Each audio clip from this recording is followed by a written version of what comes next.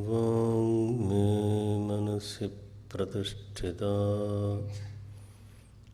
मनो मे वाचि प्रतिष्ठितम्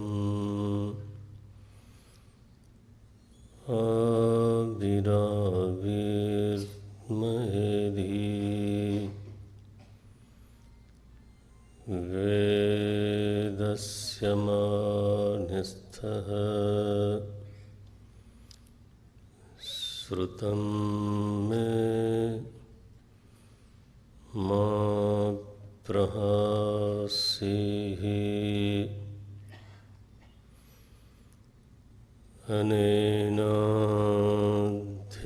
अनेनाधीतेन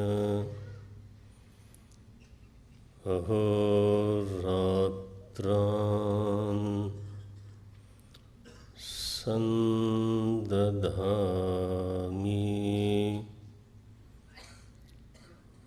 श्रुतं वदिष्यामि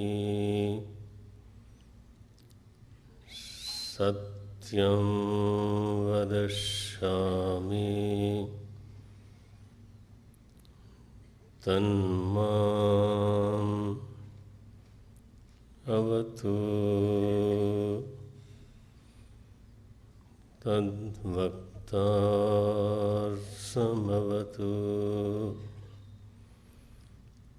अवतु माम्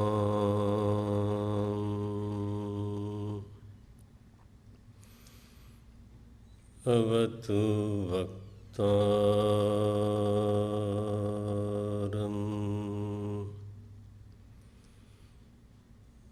अवतु वक्तारम्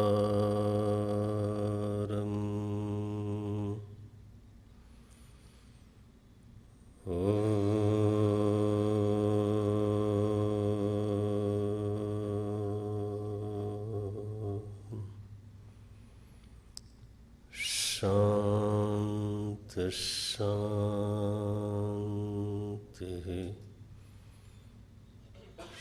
शांति।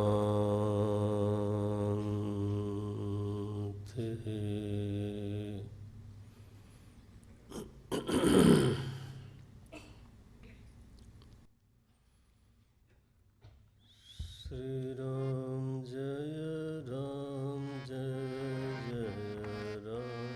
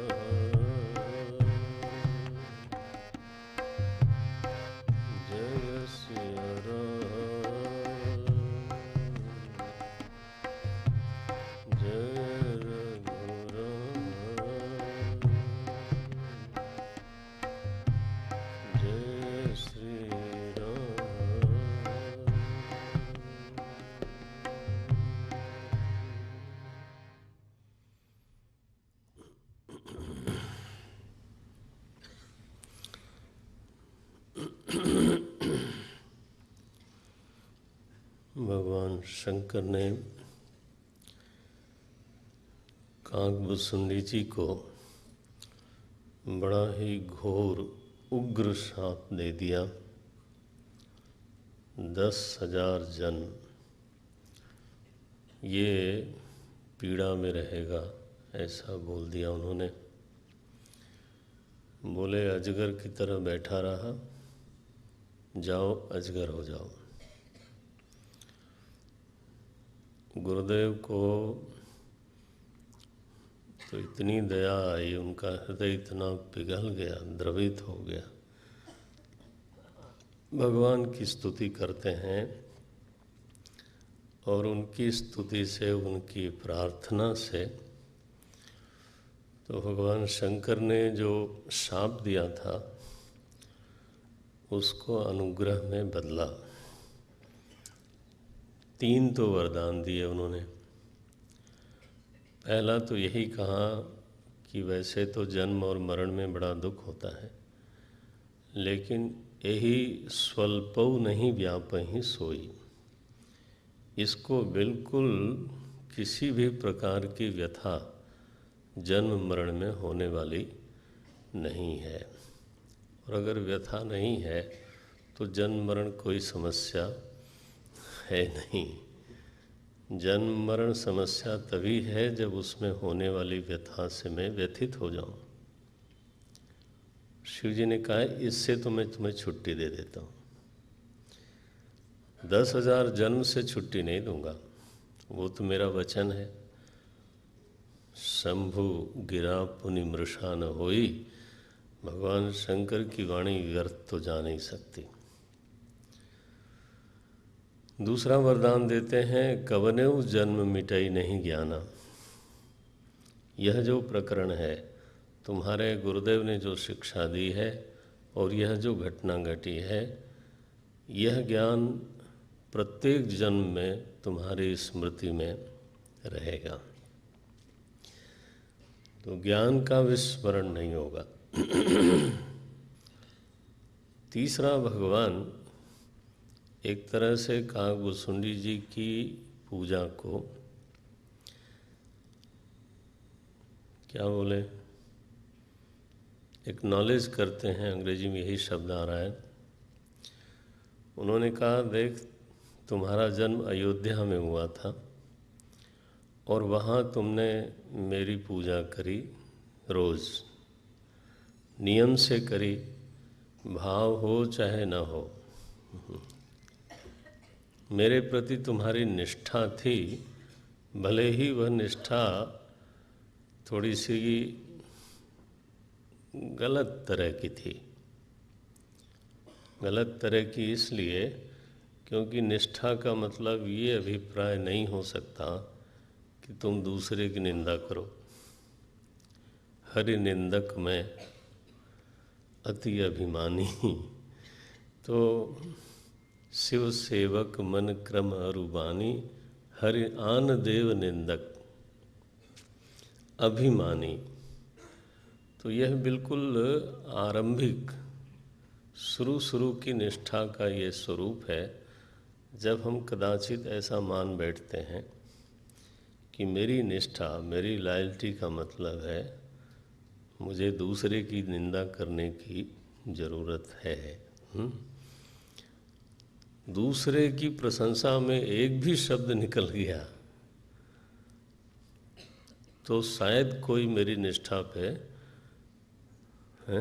संदेह करेगा। हाँ, अगर कोई प्रशंसनीय भी है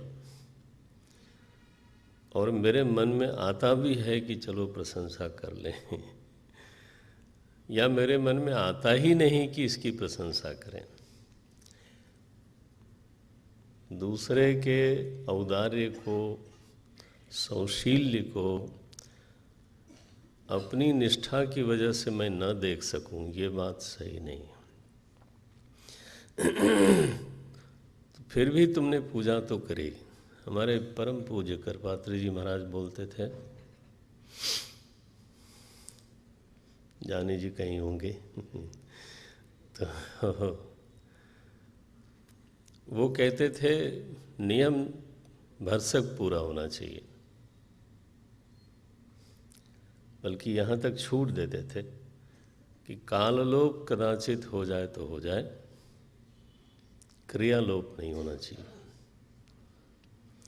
माने संध्या का समय अगर कदाचित समय से करना चाहिए, लेकिन अगर कदाचित वो समय बीत भी गया हो,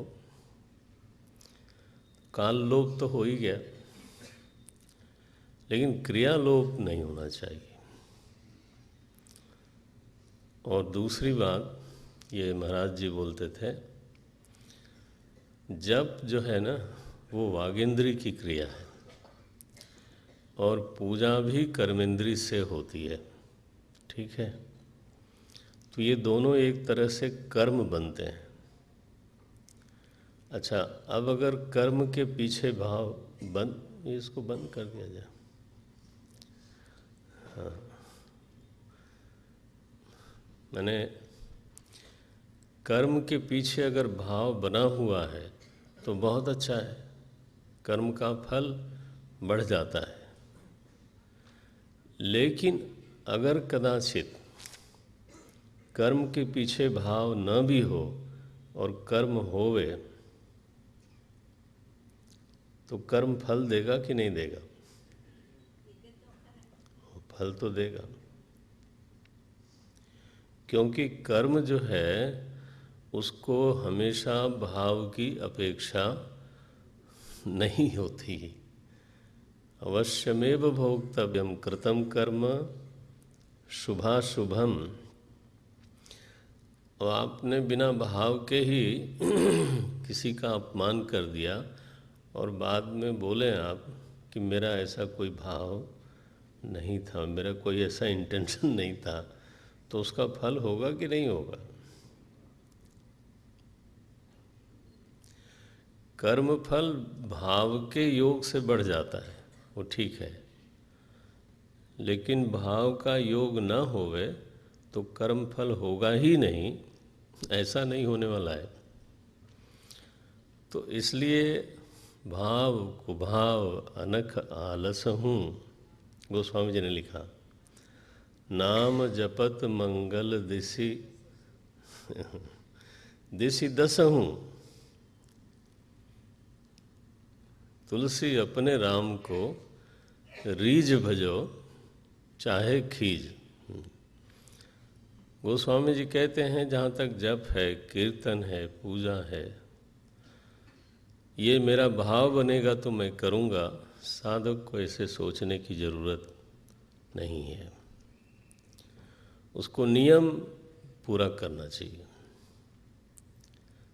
भाव हो बहुत अच्छी बात है, भाव बढ़ रहा हो बहुत अच्छी बात है, तो भगवान की कृपा है कि भीतर भाव बढ़ रहा है। बोले नहीं, जब भाव होगा तब पूजा करेंगे।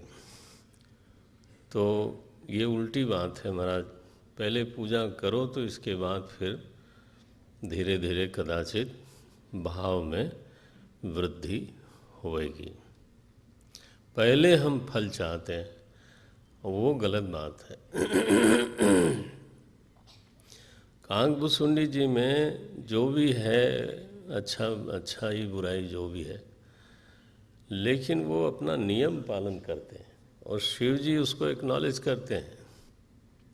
पुनितः मम सेवा मन दयऊ, इससे एक भरोसा जागता है, एक सूचना मिलती है हम साधकों को कि हम जो थोड़ा बहुत कुछ करते हैं,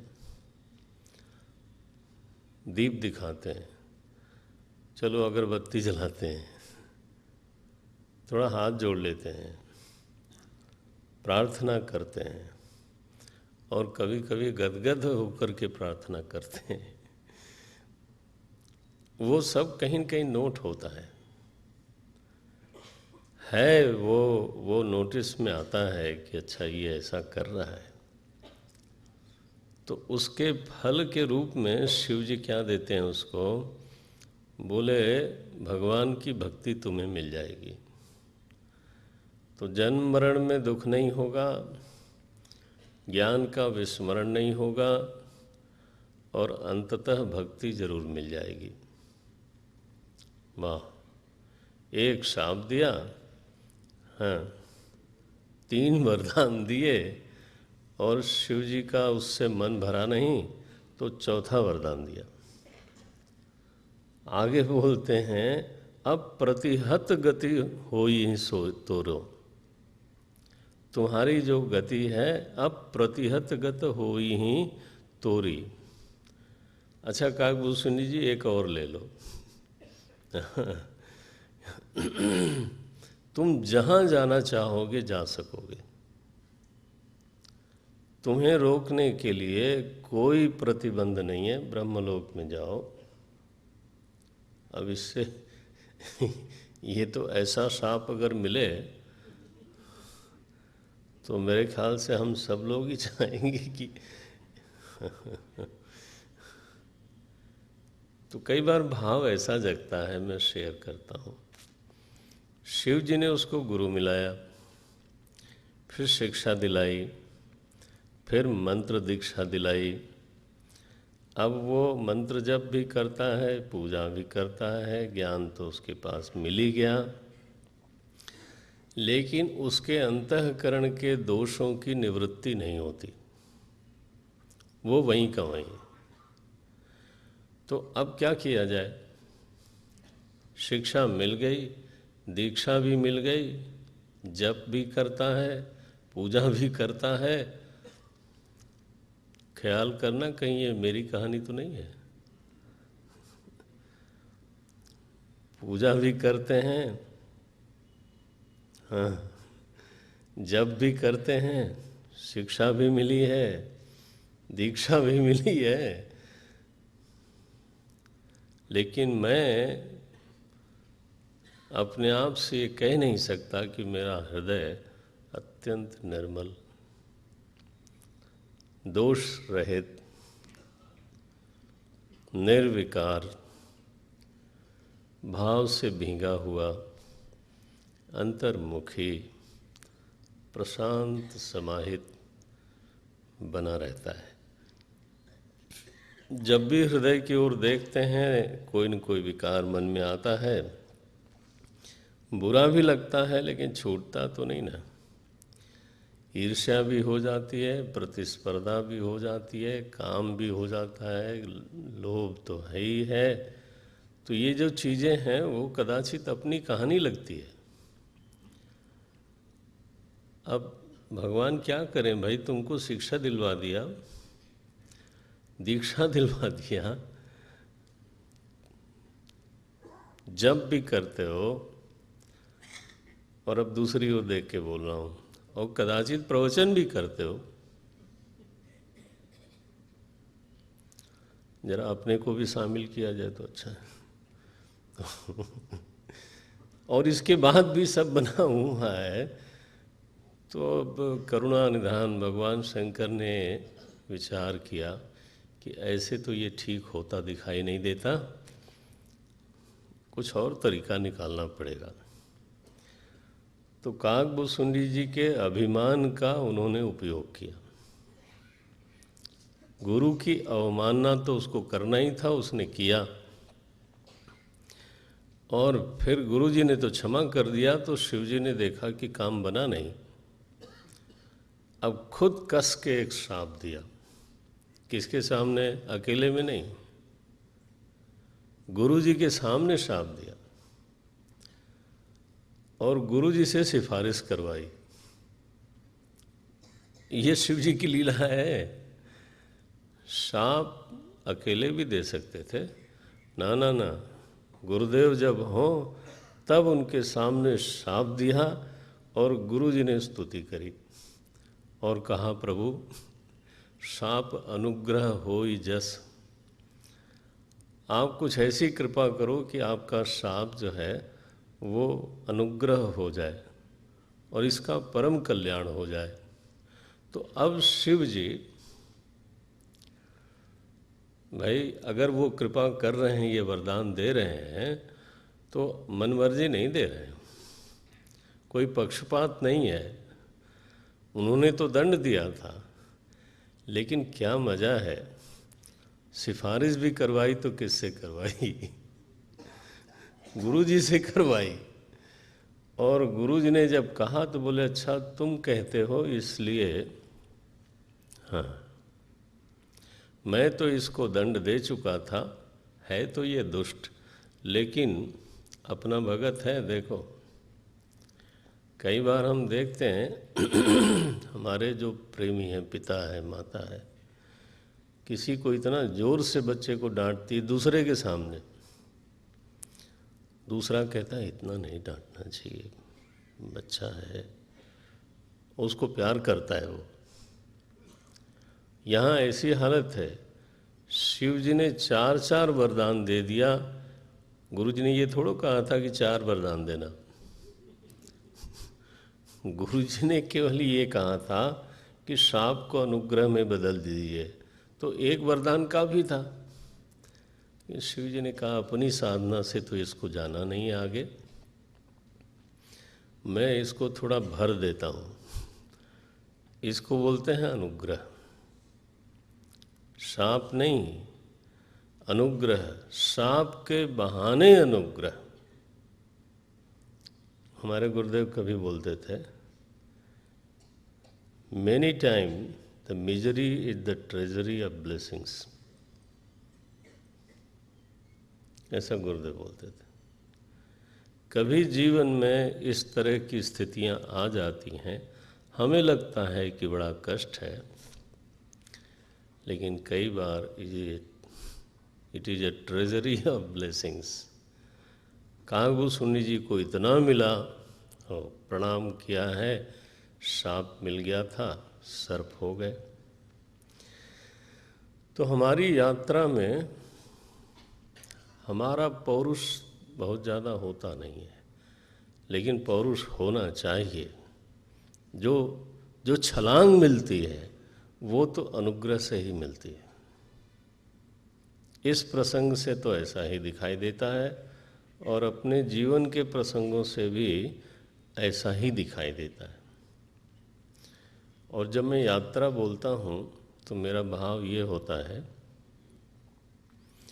यात्रा 2 तरह की है। एक शरीर की यात्रा है, हम शामिल हैं उसमें, और एक जीव की यात्रा है। हम लोग प्रायः दोनों को मिला देते हैं, यानी मेरी यात्रा माने शरीर की यात्रा। शरीर की यात्रा में कोई बहुत ज़्यादा विकल्प हमको दिखाई नहीं देता। शरीर अपनी यात्रा में चलता है, शैशव अवस्था है, फिर किशोर होंगे, अब हम चाहें चाहे न चाहें तब भी किशोर होंगे, फिर तरुण होंगे, इसके बाद तो कोई आगे जाना नहीं चाहता लेकिन जाता है, फिर प्रौढ़ होंगे, और प्रौढ़ होने के बाद च्यवनप्राश शुरू होगा। तो लेकिन वो वृद्ध होना है, और वृद्ध होने के बाद इस देह को छोड़ना है। शरीर की यात्रा राजा की हो, रंक की हो, उसके स्टेशन यही हैं। गलत है? कौन है जो इस मार्ग से नहीं गुजरता है? शिशु है, किशोर है, तरुण है, प्रौढ़ है, वृद्ध है, हो गई यात्रा पूरी। नारायण। इसमें पौरुष कितना है? Can you change the station? And can you change the destination? neither station, neither destination. पौरुष क्या है? The journey should be comfortable. हम ठीक है थोड़ा सा कंफर्ट लेवल बढ़ा देते हैं। एक ट्रेन में सभी लोग बैठे हों, फर्स्ट एसी भी हो, सेकंड एसी भी हो, स्लीपर क्लास भी हो, जनरल भी हो, महाराज उस ट्रेन में जितने लोग बैठे हैं उनको उसी स्टेशन पे जाना है, बीच में सबके लिए वही स्टेशंस आएंगे। फर्क क्या है? एक आदमी फर्स्ट एसी में बैठा, एक आदमी सेकंड एसी में बैठा, एक आदमी स्लीपर में है। हम लोग जब जगत में देखते हैं तो शारीरिक यात्रा की बात करता हूँ, हमारी शारीरिक यात्रा में कोई कोई लोग फर्स्ट एसी में बैठे दिखाई देते हैं, ठीक है, कोई लोग सेकेंड एसी में, कोई लोग स्लीपर में, और कोई लोग जनरल क्लास में, but the stations are the same and the destination is also same. यहाँ पौरुष का बहुत ज़्यादा अभिप्राय दिखाई नहीं देता। एक जीव की यात्रा है, हाँ, वो बिल्कुल अलग है। और हम लोग सत्संग में बैठे हैं तो इस यात्रा को अलग करना चाहिए शरीर से। जीव की यात्रा में जो हम केवल शब्द ही बोल पाएंगे, शास्त्र में जो स्टेशन बताए गए हैं, पामर, एक यात्रा है जीव की जो पामर है, बिल्कुल लोएस्ट स्थिति में है। दूसरे को बोलते हैं विषयी। ये पारिभाषिक शब्द है। पामर माने होता है कि यह बुद्धि दृढ़ है कि भोग से ही आनंद होगा, और उस भोग के लिए दूसरे किसी की परवाह नहीं करनी है, चाहे दूसरा मर जाए, चाहे अधर्म हो, चाहे लूटना पड़े, हाँ, कुछ भी करके भोग मिले, इसको बोलते हैं पामर।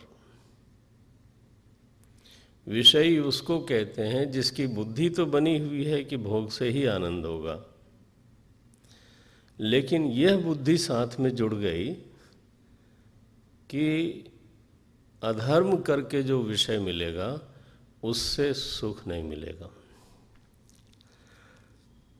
दुष्टता करके जो धन मिलेगा उससे सुख नहीं मिलेगा। यह उसने धीरे धीरे धीरे धीरे निर्णय ले लिया, अपने को देख करके, दूसरे को भी देख करके। तो उसको शास्त्र में कहा गया विषयी, पामर विषयी। तीसरा है साधक। ये जीव की यात्रा है। साधक की स्थिति वो है जब उसकी बुद्धि में यह निर्णय हो जावे कि सुख का स्रोत कोई और होना चाहिए, नहीं तो विषय बढ़ने के साथ साथ सुख को भी बढ़ना चाहिए। लेकिन हम लोग कई बार ऐसा नहीं देखते हैं, उल्टा भी देखते हैं। विषय बढ़ रहा है, हाँ, और सुख घट रहा है, ऐसा भी दिखाई देता है। इसलिए सुख का कोई और ही स्रोत होना चाहिए। वो क्या है, कैसे उधर चला जाता है, यह सत्संग करना, स्वाध्याय करना, समझना, उस तरफ साधन करना, इसको इस स्टेज पर अगर कोई जीव है, तो अगर मैं अपने को साधक कहता हूँ नारायण, तो यह बात करनी पड़ेगी, यह बुद्धि में हमारे साफ होना चाहिए कि विषय में मेरा विश्राम नहीं हो सकता। अगर यह भ्रम नहीं टूटा है तो मैं साधक तो बोलिए ना नहीं हूँ। अगर यह भ्रम बना हुआ है कि विश्राम विषय में ही है, विषय में आप धन भी कह लें, प्रशंसा भी कर लें, बड़े पद भी कह लें, यश भी, ये सब विषय ही है। तो अगर जीव का विश्राम विषय में ही है, पद प्रतिष्ठा, भोग प्राचुर्य, अगर हमारी बुद्धि में यह दृढ़ता है, छिपा हुआ है, तो चाहे मैं धार्मिक हो सकता हूँ, क्योंकि धर्म से विषय प्राप्त कर रहा हूँ, मैं धार्मिक हो सकता हूँ, लेकिन मेरी स्थिति विषयी की है, अभी मैं साधक नहीं बना। और कदाचित ये भ्रम टूट जाए, कदाचित माने सत्संग से, विचार से यह निर्णय बन जाए भीतर अच्छी तरह से कि नहीं नहीं, विश्राम तो राम में ही है, विश्राम तो अपने स्वरूप में है। चलो मैंने खुली बात कर दूं, विश्राम तो अपने स्वरूप में है, यह निर्णय हो जाए पक्का, और आज के दिन साधना नहीं हो रही है, ठीक है, विकार भी हैं, लेकिन मेरा निर्णय तो बन गया। भगवान ने कहा उसको साधु, गीता जी में कहा तुम साधु हो। श्लोक आपको याद आ रहा होगा, अपिचेत, ये है वो श्लोक, ये रहस्य है इसका। अपिचेत सुदुराचार, दुराचार नहीं, भगवान का देखो भला, अपिचेत सुदुराचार भजते माम अनन्य भाग, साधुरेव समन्तव्य। क्यों साधुरेव मंतव्य? सम्यक व्यवसितो ही सह, व्यवसितः माने निश्चित होता, निश्चित होता, उसका निश्चय बढ़िया हो गया, वर्ण ठीक हो गया, लक्ष्य ठीक हो गया। भगवान ऐसा बोलते हैं। साधक की स्थिति वो है, और जिस दिन वह स्वरूपस्थ हो जाए उस दिन उसको बोलते हैं सिद्ध। जीव की यात्रा पामर से शुरू होती है, कहाँ जाके पूरी होती है? सिद्ध में। सो शरीर की यात्रा और मेरी यात्रा, इसको जरा हम लोग अलग रखें तो बेहतर होगा। प्रायः हम उसको मिला देते हैं। मेरी यात्रा वही है जो शरीर की यात्रा है, ये एक गलती है। अगर हम ये अलग कर पाते हैं, फिर जरा काकभूसुंडी जी से सटा दीजिए उसको। अब यात्रा आगे बढ़ नहीं रही थी, भगवान ने श्राप दिया, श्राप दिया या हाँ, भगवान ने अनुग्रह किया।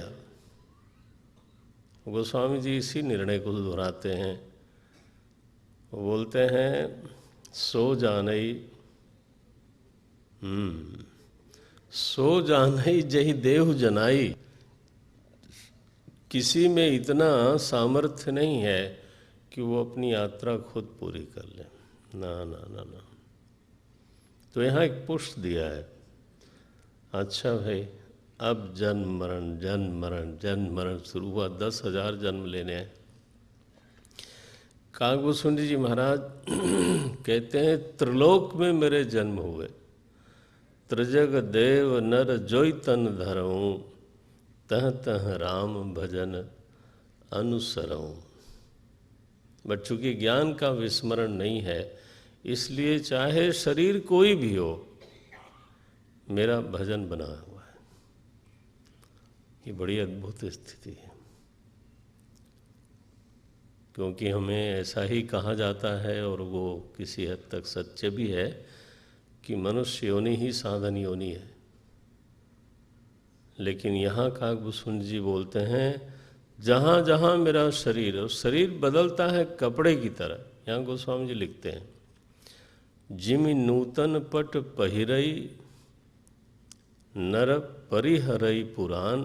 ये वासांसी जीर्णानी का अनुवाद है। बोले जैसे पुराना कपड़ा पहन छोड़ देता है, नया कपड़ा पहन लेता है, वैसा ही मैं अपने को याद रखता था, एक शरीर जा रहा है, ये मुझे मालूम पड़ता था।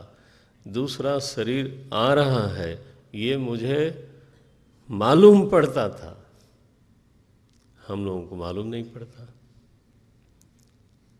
हम लोगों का ऐसा हाल है, शरीर जा रहा है इसका मतलब मैं ही जा रहा हूँ, आते हुए तो होश था नहीं। नारायण।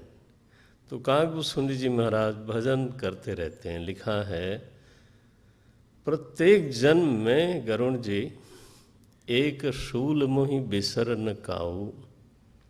109 दोहे की आगे की पंक्तियां हैं। एक शूल मोहि बिसर न काऊ, गुरु कर कोमल सील स्वभाव। गुरुदेव ने मुझे सब कुछ दिया, मैंने उनको बदले में ईर्ष्या दी, द्रोह दिया, अभिमान दिया, अवमान दिया, उदंडता दी। यह शूल मेरे हृदय में था और गुरुदेव ने कभी कुछ बोला नहीं। उनका जो शील है, स्वभाव है, वो याद है। उससे ग्लानि होती थी। शूल शब्द लिखते हैं। गुरु की नित्य स्मृति है ऐसा नहीं बोलते, शूल बोलते हैं। चुभता है वो कि हमारे गुरुदेव ऐसे थे और मैंने उनके साथ ऐसा व्यवहार किया।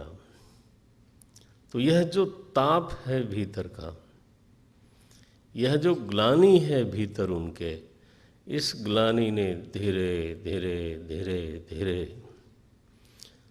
अंतःकरण को निर्मल कर दिया। नारायण। इसलिए कदाचित क्राइस्ट ने कहा कि आदमी कन्फेस करे या पश्चाताप करे तो उसके पाप नष्ट होते हैं। पश्चाताप भी एक प्रायश्चित है।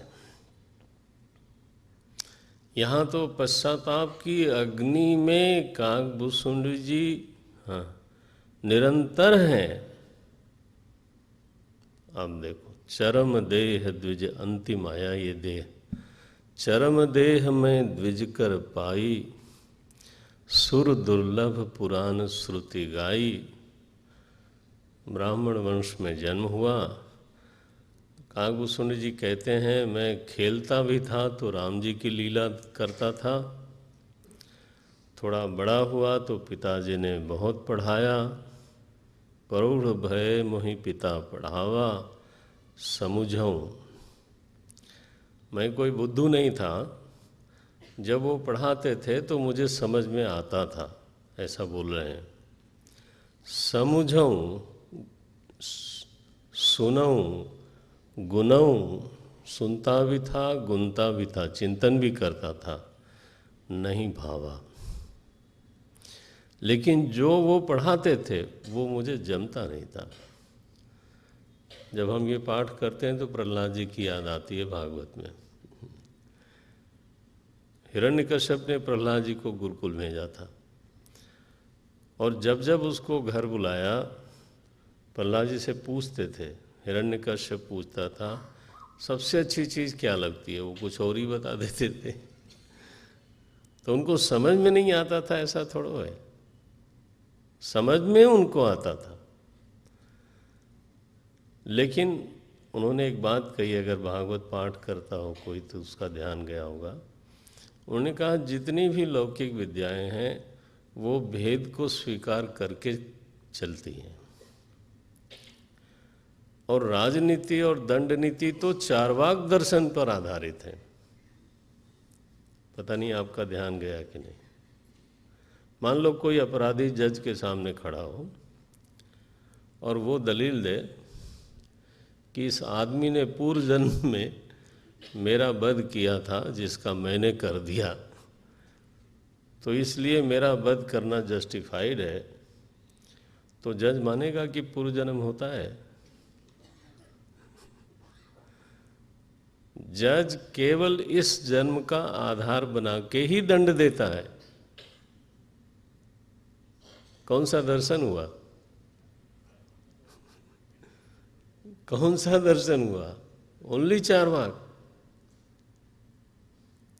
तो प्रहलाद जी वहाँ बार बार ये बात बोलते हैं कि ये तो भेद को स्वीकार करके ही सारी विद्याएं मुझे समझ में आता है, लेकिन इस भूमि में रहने का अब मन नहीं है। बोलते हैं समझऊँ सुनऊँ गुनऊँ नहीं भावा, मुझे अच्छा नहीं लगता था। अब देखो कैसी स्थिति में पहुंच गए कागभूषुंडी जी। प्रेम मगन मोहि कछु न सुहाई। कागभूषुंडी जी के हृदय में अब प्रेम का प्रवाह है। बोले अब ये विद्याएं अच्छी नहीं। पिताजी माताजी ने जब शरीर छोड़ा तो अब इन्होंने घर छोड़ा। घर छोड़ करके भटकते रहे ऐसा नहीं, लिखा है जहाँ जहाँ विपिन मुनीश्वर पावों। बस सत्संग खोजते हैं। जहाँ जहाँ मुनीश्वर शब्द लिखा है, बड़े बड़े महात्मा बड़े बड़े संत जहाँ जहाँ मिलते हैं वहाँ जाते हैं। माने जो भ्रमण है वो निरुद्देश्य नहीं है, जो भ्रमण है वो सोद्देश्य है। कहाँ जा रहे हो? बोले उस महात्मा के पास जा रहे हैं। जहाँ जहाँ विपिन मुनीश्वर पावों, आश्रम जाई जाई सिर नामों। बूझों, वहाँ जाके प्रश्न करता था। केवल राम जी के गुणों के बारे में प्रश्न करता था, उपासना की विधि पूछता था, सुनता था, भगवान के गुणों का अनुवाद करते हुए भ्रमण करता था, क्योंकि शिव जी ने कहा था तुम्हारी गति कहीं रुकेगी नहीं। प्रगति देखिए जीव की। लिखा है छूटी त्रिविध ईशना गाढ़ी। ये कहने की सब में सामर्थ्य होती नहीं है। कागभूषुंडी जी कुछ अपने बारे में बढ़ा चढ़ा के बोलते नहीं। ये वही कागभूषुंडी जी हैं जिन्होंने कहा था कि मैं अभिमानी था, मैं उग्र बुद्धि था, मैं परम वाचाल था। अब उतनी ही ईमानदारी से बोलते हैं। इसको बोलते हैं भाई प्रगति, इसको बोलते हैं आध्यात्मिक प्रगति। एक पड़ाव दिखाया उन्होंने, प्रेम मगन मोहि कछु न सुहाई, और अब बोल रहे हैं छूटी त्रिविध ईशना गाढ़ी। ये आप जानते होंगे त्रिविध ईशना न, लोकेशना पुत्रेशना वित्तेषणा। इतनी सारी अनंत इच्छाएं हम लोगों के हृदय में है, लेकिन ऋषियों ने उसको 3 श्रेणी में बांटा। वित्तेषणा, पुत्रेषणा, लोकेषणा। कागभूषुंडी जी बोलते हैं छूटी त्रिविध ईशना गाढ़ी। अच्छा, तो ये सारी इच्छाएं तो छूट गई, कोई इच्छा है भी कि नहीं है? बोलते हैं है। एक लालसा उर अति बाढ़ी। एक लालसा है और वो बढ़ती जा रही है। बहुत बढ़िया है। प्रतिक्षणम वर्धमानम। यह लालसा बढ़नी चाहिए। आप बुरा न माने, इतनी बढ़नी चाहिए कि घर छुड़ा दे। आप समझते हैं तपोवन जी महाराज को बुद्धि कम थी, रमण महर्षि को बुद्धि कम थी, गुरुदेव की शिक्षा दीक्षा बुद्धि कम थी। हमारे इतने बड़े बड़े विद्वान संत हुए। आज पूज्य करपात्र जी के बारे में कहीं महाराज धर्म सम्राट बोलते थे लोगों को। हमारे संतों में विद्वान शिरोमणि, उन्होंने वेद के ऊपर एक ग्रंथ लिखा, वेदांत के ऊपर नहीं, वेद के ऊपर लिखा, वेदार्थ पारिजातम मेरे पास है। सर्वमान्य ग्रंथ है। सरकार ने ज्ञानपीठ पुरस्कार को पुरस्कृत करने के लिए, पुरस्कार को पुरस्कृत करने के लिए उस ग्रंथ को ज्ञानपीठ पुरस्कार दिया। नारायण 2 भाग में है, मोटे मोटे संस्कृत में है, वेदों के ऊपर भाष्य। ये लोग बुद्धि की कमी की वजह से घर छोड़ देते हैं, ऐसा थोड़ो है, ठीक है ना। ये वही है, एक पंक्ति बहुत गड़बड़ सी है यहाँ पे, छूटी त्रिविध ईशना गाढ़ी, एक लालसा उर अति बाढ़ी, राम चरण बारिज जब देखूं। अब तो बस एक इच्छा है, भगवान का दर्शन होवे, तब मैं अपने नेत्रों को सफल मानूं, मेरा जन्म सफल मानूं। जे ही पूछूं, अब मेरा उस समय मन था भगवान का सगुण साकार विग्रह का दर्शन, निर्गुण नहीं। उस समय हमारे हृदय में लालसा थी, हाँ, कि आँखें जो हैं ये केवल संसार देखने के लिए नहीं बनी है, ऐसा हमारा भाव था। और आपको अंदाज है, आँखें देखती हैं सूर्यदेव के अनुग्रह से, ठीक है। सूर्यदेव भी प्रतीक्षा करते हैं कि मैं इतने दिनों से इसकी आँख पर अनुग्रह करता हूँ, लेकिन ये जब देखता है तब संसार ही देखता है। किसी दिन भगवान देख ले तो इसके जरिए मैं भी देख लूँ। हाँ, तो देवता भी प्रसन्न हो जाते हैं महाराज, कृतकृत्य हो जाते हैं कि मेरा जो अनुग्रह था आँखों के ऊपर वो सफल हो गया। तो काकभूषुंड जी महाराज की ये इच्छा है, लेकिन जिस संत के पास जाते हैं वो कहता है कि कहाँ साकार में लगे हुए हो। जेहि पूछो सोई मुनि अस कहई, ईश्वर सर्वभूतमय अहई। ईश्वर कण कण में समाया है। ये वाक्य सुनते सुनते सुनते सुनते थक गया मैं, क्योंकि कण कण में समाया है वो तो ठीक है, लेकिन जो भाई किसी को देख करके ऐसा नहीं लगता ना कि मैं ईश्वर से मिल के आया हूँ। दिक्कत तो ये है, कोई बिरला कोई ऐसा मिल जाता है पवित्र व्यक्ति कि लगता है कि जब एक संत मिले महाराज ऐसे मुस्कुराते थे जैसे मेरे मन में आया कि शायद राम जी ऐसे मुस्कुराते होंगे। राम भक्त थे, लेकिन सबको देख करके थोड़ो लगता है। अब आप कहो सब में है तो मैं भी मान लेता हूँ, मैं क्यों विरोध करूँ। लेकिन हृदय गदगद भी होना चाहिए ना, बात करके लगना भी चाहिए ना कि मैं किससे बात कर रहा हूँ। हृदय प्रफुल्लित भी होना चाहिए ना। यहाँ लिखते हैं नहीं सुहाई, निर्गुण मत नहीं मोहि सुहाई, सगुण ब्रह्मरति। ध्यान रखना, ये लिखा नहीं कि निर्गुण का निषेध करता हूँ, उस स्टेज पर मुझे अच्छा नहीं लगता वो, सुहाता नहीं है। मेरा मन था उस समय सगुण ब्रह्म में।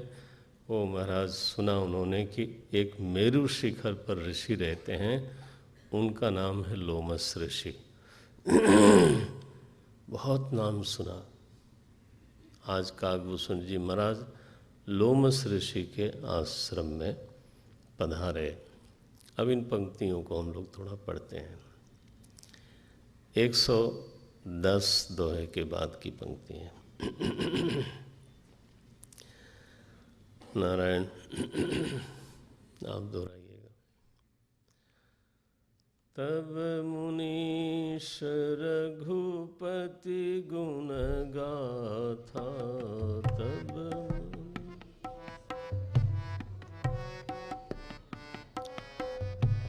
तब मुनीश रघुपति गुण गाथा,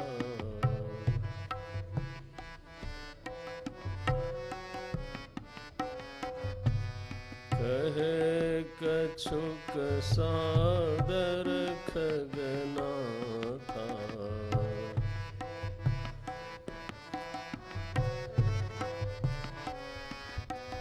ब्रह्म ज्ञान रत मुनि विज्ञानी।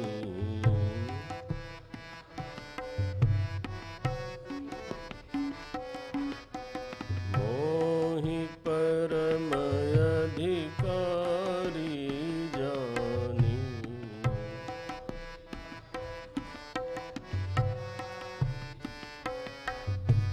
लागे करन ब्रह्म उपदेशा।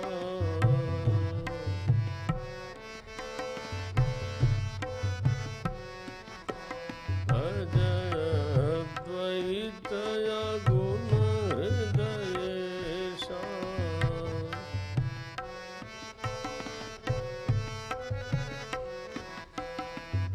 अनलक अकलयनी है नाम रूपा।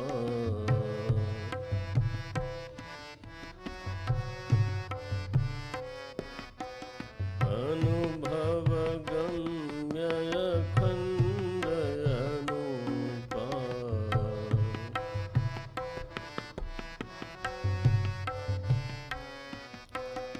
मन गोतीत अमल अविनाशी।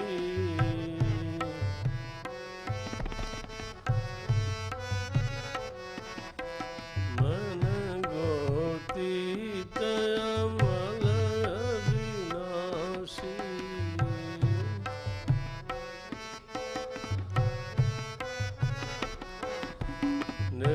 निर्विकार निरवधि सुख राशि।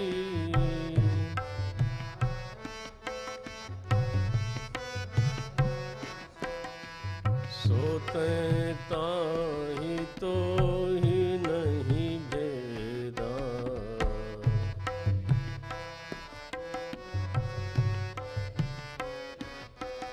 बारी बीचैव गावहि वेदा।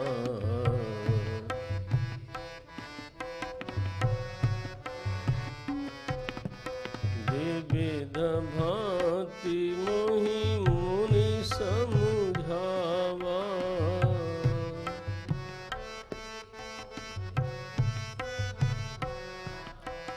निर्गुण मत मम हृदय न आवा।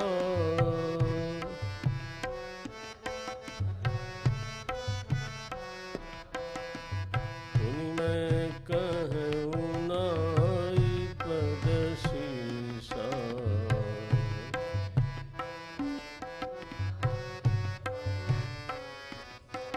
सगुण उपासन कहूँ मुनीषा।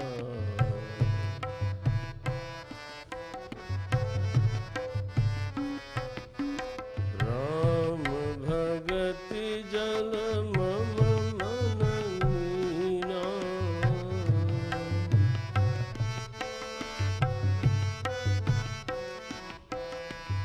किमि बिलगाई मुनीश प्रवीणा।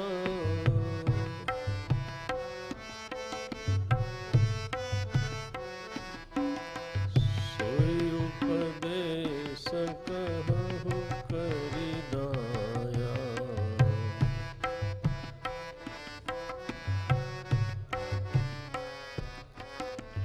निज नयन देखऊँ रघुराया।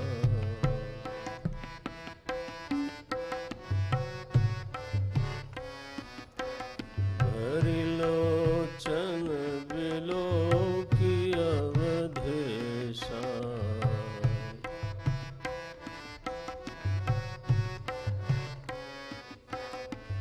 तब सुनिहूँ निर्गुण उपदेश।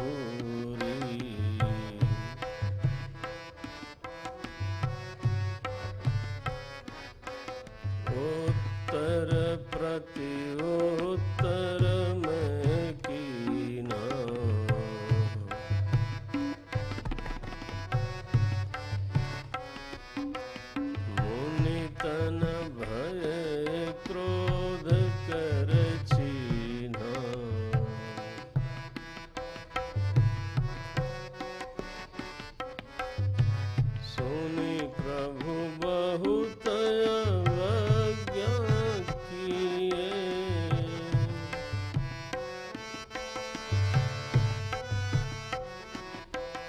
उपज क्रोध ज्ञानिन के हिए,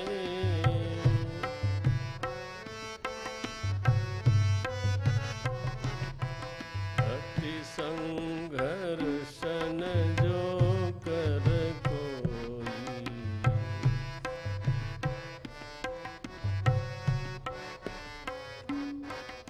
अनल प्रगट चंदन ते होई,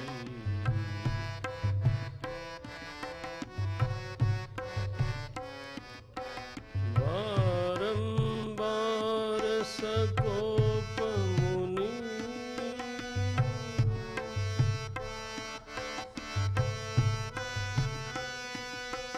करई निरूपण ज्ञान,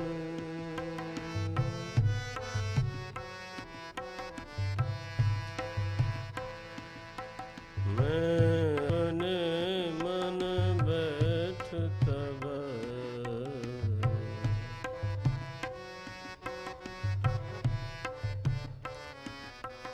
करऊं विविध अनुमान,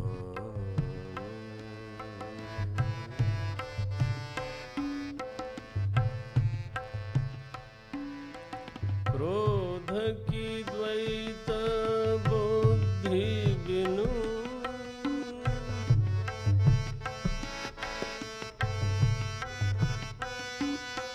द्वैत की बिनु अज्ञान,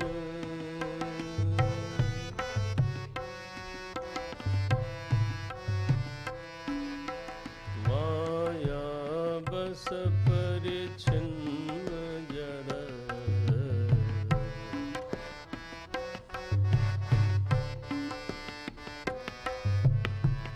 जीव की समान,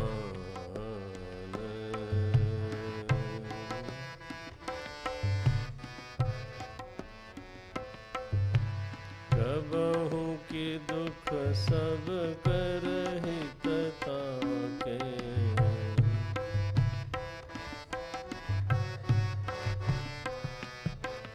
तेहि की दरिद्र परस मनि जाके,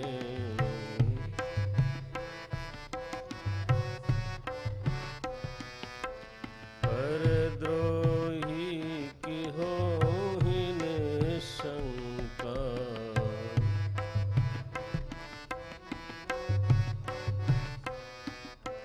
कामी पुनि की रहहि अकलंका,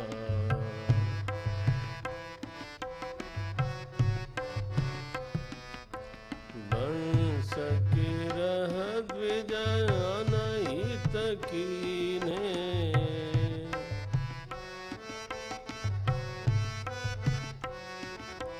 कर्म की होहि स्वरूप ही चीन्हे,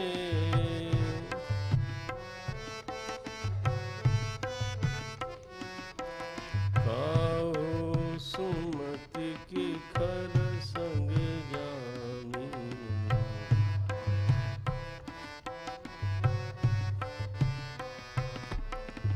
काहू सुमति की खल संग जामी,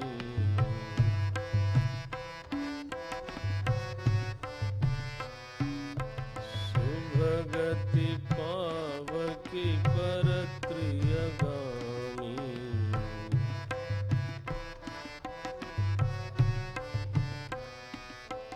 भव की परहि परमात्मा बिंदक,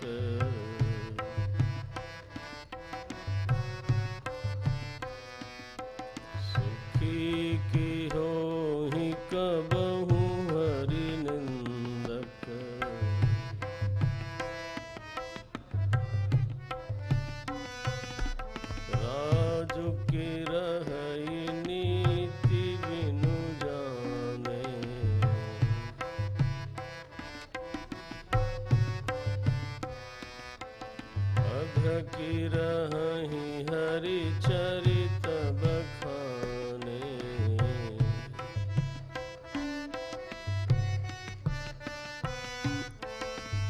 पावन जस की पुण्य बिनु होई,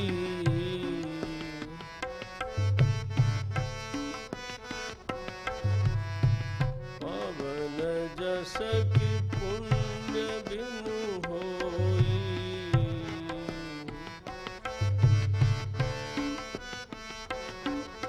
बिनु अघय जस की पावई कोई,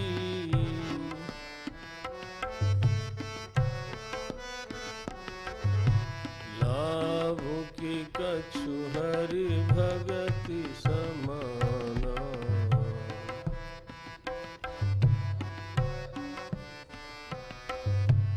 जेहि गावहि श्रुति संत पुराना,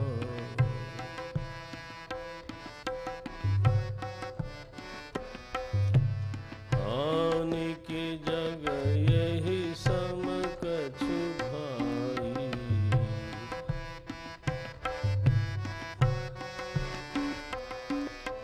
भजियन राम ही नर तनु पाई,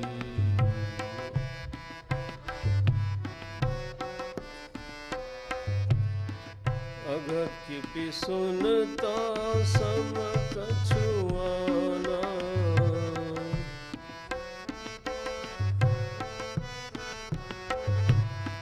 धर्म की दया सरिस हरि जाना,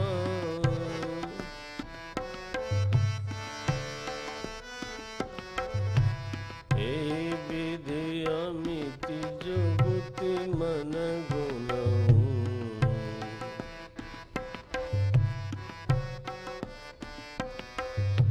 सुनि उपदेशन सादर सुनऊ,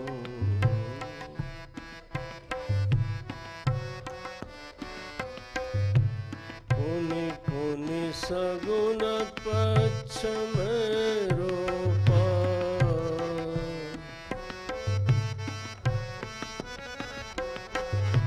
तब मुनि बोले बचन सकोपा,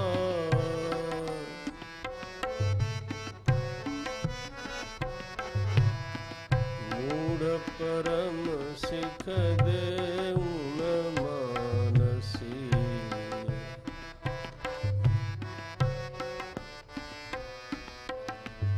उत्तर प्रति उत्तर बहु आनसी,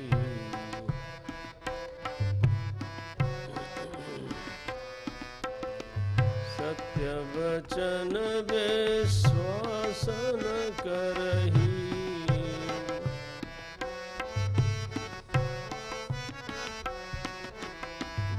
बायसैव सबई ते डरही,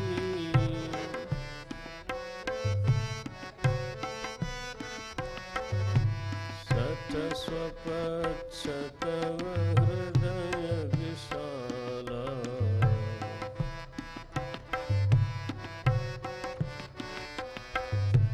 सपदि होहि पक्षी चंडाला,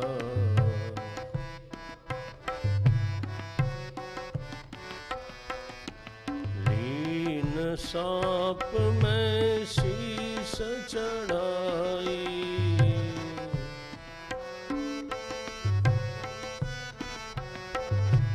नहीं कछु भय न दीनताई,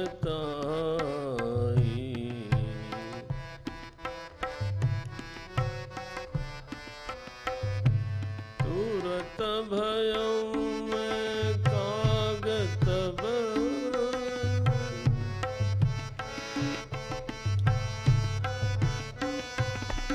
मुनि मुनि पद सिरुनाई,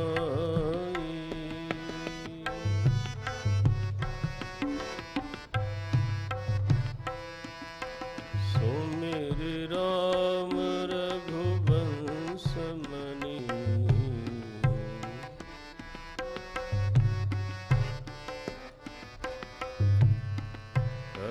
चित चले उड़ाई।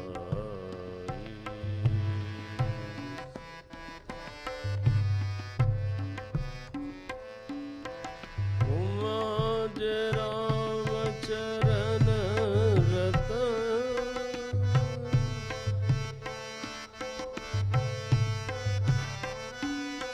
विगत काम मद क्रोध,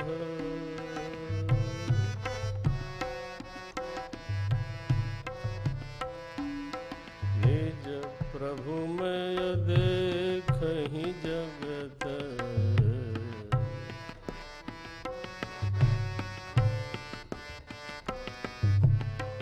कैसन करहि विरोध।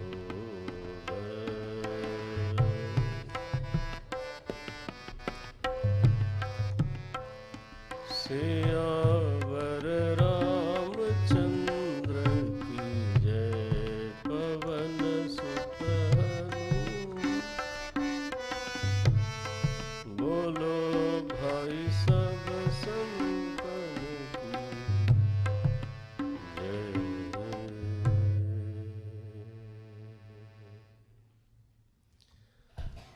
कागभूषुंडी जी का ये अब अंतिम प्रकरण है जब वो लोमस ऋषि की शरण में पधारे। गोस्वामी जी लिखते हैं, मेरु शिखर बट छाया मुनि लोमस आसीन।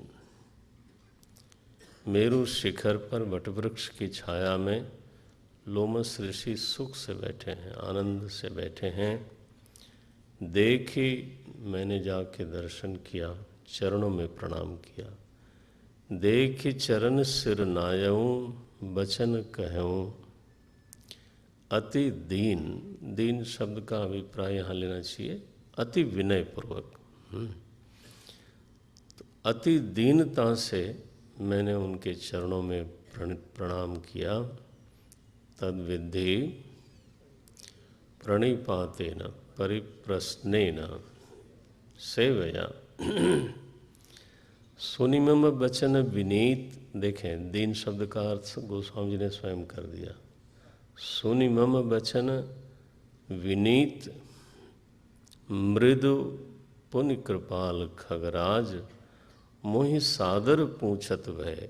गुरुदेव आदर से मुझसे पूछते हैं, द्विज आयव कई काज, क्या काम था, कैसे पधारे। तब मैं कहा, कृपा निधि तुम सर्वज्ञ सुजान। हे कृपा निधि, आप सर्वज्ञ हैं, आपका ज्ञान बहुत सुंदर है। मैं आपसे एक प्रार्थना करता हूँ, मुझे आराधना का प्रकार बताइए। किसकी आराधना? सगुण ब्रह्म अवराधना, मोहि कहु भगवान। हे भगवान, मुझे सगुण ब्रह्म की आराधना का स्वरूप बताइए, साधना बताइए। अब वो महाराज लोमस ऋषि ब्रह्मनिष्ठ महात्मा, अद्वैत में पूरी तरह से परिनिष्ठ हैं। उन्होंने थोड़ी दूर सगुण की थोड़ी चर्चा जरूर करी। यहाँ लिखते हैं गोस्वामी जी, तब मुनि रघुपति गुण गाथा, कहे कछुक सादर। थोड़ा कुछ सगुण के बारे में चर्चा करी और जो उनका अपना विषय था उस पर आ गए वो तो उनका विषय था अद्वैत निर्गुण, और ऐसा बढ़िया उपदेश किया, लेकिन मेरी कक्षा नहीं थी वो।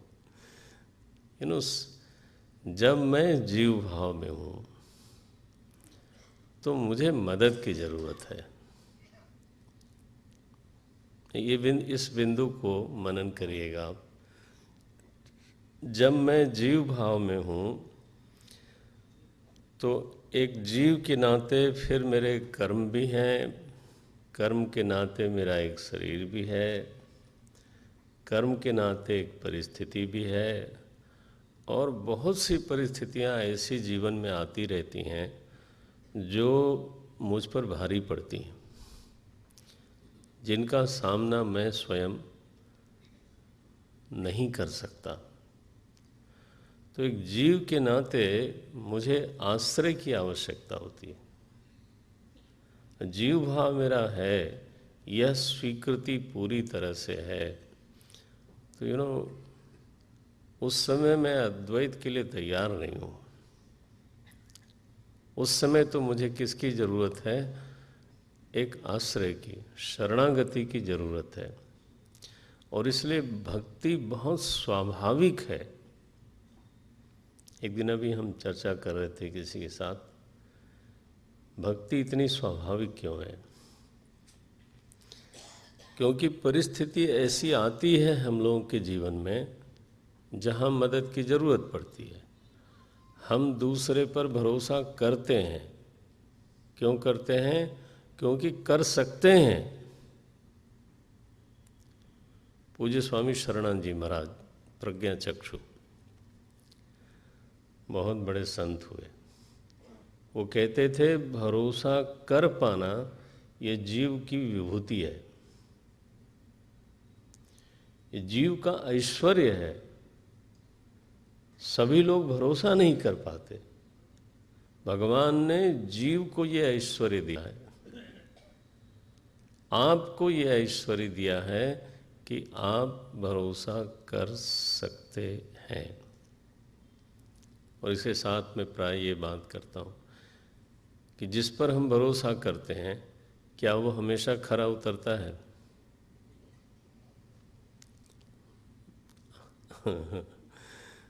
बहुत बार नहीं उतरता है, भरोसा टूटता भी है। ठीक है, लेकिन फिर ज़रूरत पड़ी तो क्या उसी पर फिर से भरोसा नहीं करते? जिसने भरोसा तोड़ा है क्या हमेशा के लिए उसको छोड़ देता है आदमी? ऐसा तो देखने में नहीं आता। फिर उस पर भरोसा करता है क्योंकि वो कर सकता है। तो अगर मैं जाने पहचाने लोगों पर भरोसा करता ही हूँ, अपने सगे संबंधियों पर भरोसा करता ही हूँ, तो एक बार ईश्वर पर भी क्यों न कर लिया जाए। अधिक से अधिक क्या होगा दवे जी, क्या होगा? अधिक से अधिक टूट जाएगा। टूट जाएगा तो फिर कर लेंगे, उसमें क्या दिक्कत है? लेकिन वो मेरा स्वाभाविक शक्ति है। वो भरोसा करना मेरी एक स्वाभाविक स्थिति है। और सामने परिस्थिति भी ऐसी आती है। अब ऐसी दशा में भरोसा भक्ति। और मान लो हमने भरोसा किया और वो पूरा हो गया। अब बोलो भरोसा बढ़ेगा कि नहीं? बढ़ेगा। कितना बढ़ेगा? बढ़ता जाएगा। अगर बार बार भरोसा करे आदमी और कदाचित पूरा हो जाए तो श्रद्धा का विकास होता है। भरोसा बढ़ेगा किस में? बोलिए ना। भगवान में, जिसको हमने नहीं देखा। अजीब सी बात है। अनदेखे में, अनजाने में, अनजाने ठीक है? अनदेखे में, अनजाने में, अनमिले में, लेकिन अनसुने नहीं। सुना है और पूरी तरह से अनजान भी नहीं है, क्योंकि उसकी कृपा का अपने जीवन में अनुभव है। चाहे उसका रूप हमने नहीं देखा, लेकिन उसकी कृपा का अनुभव तो बार बार होता है।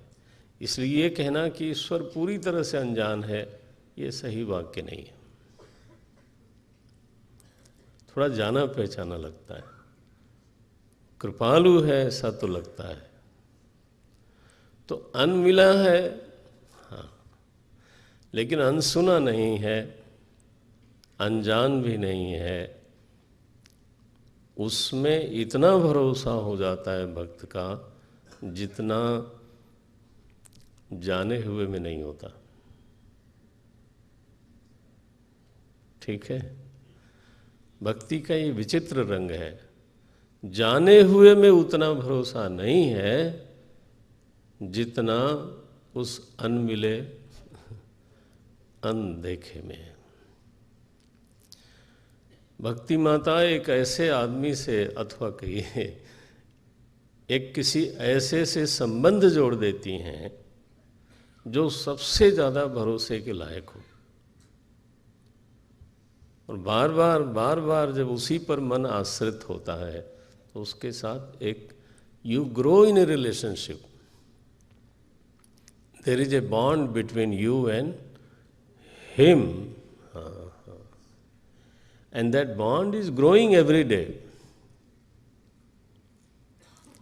अब ऐसी स्थिति में सडनली अद्वैत की बात है ना जमती नहीं है। लेकिन ध्यान रखना, जो अद्वैत निष्ठ महात्मा हैं वो घूम फिर करके वहीं आएंगे, हाँ पक्का है। तो लोमस ऋषि ने फिर उनको मैंने तत्वमसी सुना दिया महाराज। यहाँ पे वर्णन है, कह रहे तुम काकभूषणी जी कहाँ साकार के चक्कर में पड़े हो, आप देखो परमात्मा अज अद्वैत, वो तो अजन्मा है, अद्वैत है, अकल है, अनी है। जो बात है वो बिल्कुल सही है, लेकिन जिस कक्षा के लिए है वो बात यहाँ पे बनती नहीं। बोलते हैं ऐसा है परमात्मा सो तय, ये है तत्वमसी मानस का 110 दो एक बात 4 5वीं पंक्ति है। सो तय वो तुम हो काकभूषुंडी, ठीक से अहम पद का अनुसंधान करो, ताहि तो ही नहीं भेदा, तुम में और उसमें कोई भेद नहीं है। बारी बीच इव गाव ही बेदा, जैसे तरंग और जल में तत्वतः कोई भेद नहीं होता, वैसा तुम में और उनमें तत्वतः कोई भेद नहीं है। काकभूषुंडी जी सुनते रहे, बार बार समझाया उन्होंने निर्गुण मत को थोड़ा एक किनारे किया। काकभूषुंडी जी ने कहा महाराज मुझे सगुण की उपासना बताओ। वो बार बार जब खंडन हुआ ना, तो काकभूषुंडी जी क्या देखते हैं, लोमस ऋषि के शरीर में और वाणी में थोड़ा क्रोध का चिन्ह दिखाई। बोले क्रोध की बिनु अद्वैत, क्रोध की द्वैत बिनु, द्वैत बुद्धि के बिना क्रोध कैसे आया। और ये जो उनका मंथन है ये हम लोग कल देखेंगे, समय हो गया। बहुत अच्छे सुभाषितम से वाक्य लिए हैं, कल वो चर्चा करके तो समापन करेंगे इस प्रकरण का। आरती की जाए। ओम।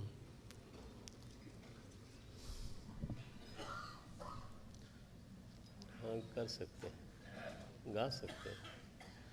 उसमें क्या है, कीर्तन में ना पीछे से आवाज़ सुनना चाहते हैं। हरिओम।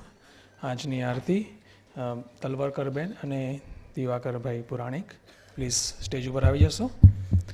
અને પૂજ્ય સ્વામીજીના જે પ્રવચનો હાલ જે થઈ રહ્યા છે તેની સીડી ઉપલબ્ધ થશે, તો જે કોઈને પણ જરૂર હોય તે ઇન્ફોર્મેશન સેન્ટર પર નામ નોંધાવશે અને 1 જાન્યુઆરીએ રામદાસ આશ્રમમાં સીડી ઉપલબ્ધ થશે.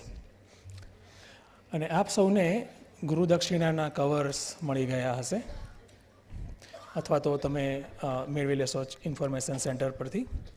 ચિન્મય મિશન દ્વારા વર્ષ દરમિયાન ઘણી આધ્યાત્મિક સાંસ્કૃતિક પ્રવૃત્તિઓ થતી હોય છે, તેમાં આપનું યોગદાન ખૂબ જ ઉપયોગી થઈ પડશે. ખરેખર તો જ્ઞાન જે મેળવવામાં આવે છે અહીંયા એનું કોઈ વળતર અશક્ય છે, પણ એક કૃતજ્ઞતાની ભાવના અભિવ્યક્ત કરવાનો આ એક મોકો છે. ગુરુદક્ષિણાનો કાર્યક્રમ આવતીકાલે થશે, તો એ આપ ધ્યાનમાં લેશો. અને ચિન્મય મિશન દ્વારા થતી જે વિવિધ પ્રવૃત્તિઓ છે તેની જાણ આપને થાય તે માટે આપના નામ, ફોન નંબર અને એડ્રેસ ઇન્ફોર્મેશન સેન્ટર પર પણ આપ ખાસ આપશો. અને બીજી એક જાહેરાત કરવી હતી કે આપ આજે હોલની બહાર જશો ત્યારે આપને એક કાગળ આપવામાં આવશે કે જેમાં ચિન્મય મિશન દ્વારા 2016માં જેટલા પણ કાર્યક્રમો થયા છે તેની આખી એક લિસ્ટ છે અને 2017માં પણ આ પ્રકારના કાર્યક્રમો વિવિધ થશે. તો આપ સૌ તે કાર્યક્રમોમાં આપનું પોતાનું સૂચન પણ જણાવી શકો છો કે કયા પ્રકારના કાર્યક્રમો વધારે ઉપયોગી, સમાજ ઉપયોગી, આપ સૌને વધારે લાભકારી થઈ શકે. તો આ જે કાગળ જે છે તે આપ લેશો અને ત્યારબાદ તેના સૂચનો જે છે આવતીકાલે ઇન્ફોર્મેશન સેન્ટર ઉપર અથવા તો 1 થી 9 જાન્યુઆરી દરમિયાન રામદાસ આશ્રમમાં પણ તમે આપી શકો છો. હરિઓમ. આરતી.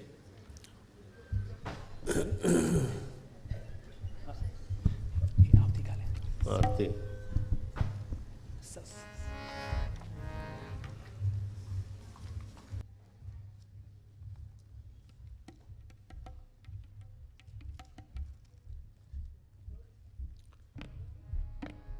आरती श्री रामायण जी की, आरती श्री रामायण जी की, कीरति कलित ललित सिय पी की, कीरति कलित ललित सिय पी की, कीरति कलित ललित सिय पी की, कीरति कलित ललित सिय पी की, आरती श्री रामायण जी की, आरती श्री रामायण जी की, गावत ब्रह्मादिक मुनिनारद,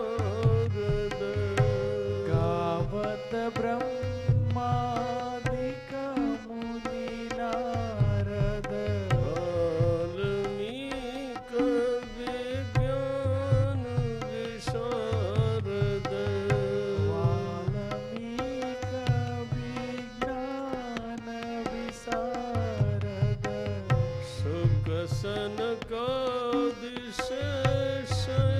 अनुस्वारित, सुख सनकादिशेष अरुसारद, वरनि पवन सुत कीरति नीति, वरन पवन सुत कीरति की, आरती श्री रामायण जी की, आरती श्री रामायण जी की, गावत वेद पुराण अष्टदश, गावत वेद पुराण अष्टदश, सबो शास्त्र सब ग्रंथन को रस, छावो शास्त्र सब ग्रंथन को रस, मुनि जन धन संतन को सरबस, मुनि जन धन संतन को सरबस, सार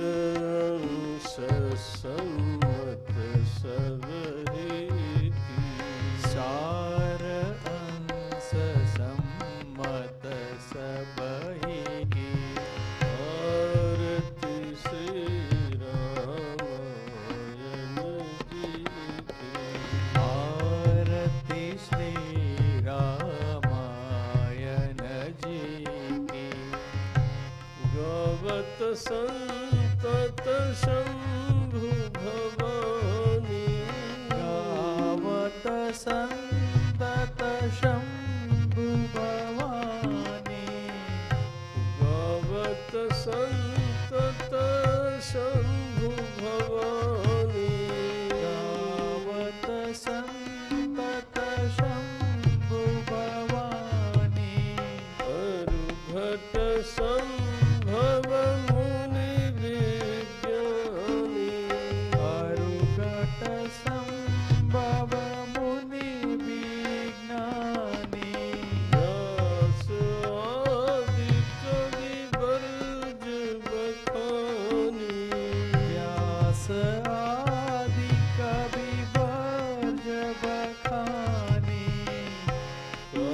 भुसुंडी गरुण के ही की। कागभूषुंडी गरुड़ के ही की। आरती श्री रामायण जी की। आरती श्री रामायण जी की। कलिमल हरनि विषय रस पीकी। कलिमल हरन विषय रस पीकी। सुभग सिंगार मुक्ति जुगति की। सुभग सिगार मुक्ति जुबती की। दलन रोग भव मूर्यमी की। दलन रोग भव भूरिया की। मात मात सब विधि तुलसी की। तात मात सब विधि तुलसी की। मात मात सब विधि तुलसी की। तात मात सब विधि तुलसी की। आरती श्री रामायण जी की। आरती श्री रामायण जी की। कीरति कलित ललित सिय पीकी। कीरति कलित ललित सिय पीकी। आरती श्री रामायण जी की। आरती श्री रामायण जी की। रामायण जी की। रामायण जी की। रामायण जी की। रामायण जी की। सियावर रामचंद्र भगवान की। पवन सुत हनुमान की।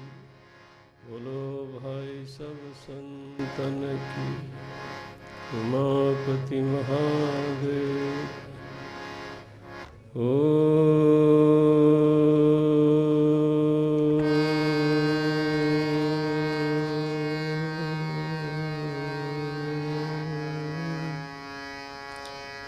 नमः पार्वती पतये हर हर महादेव। ॐ पूर्णमदः पूर्णमिदं पूर्णात् पूर्णमुदच्यते पूर्णस्य पूर्णमादाय ॐ शान्ति शान्ति शान्ति। हरिः ॐ श्रीगुरुभ्यो नमः। हरिः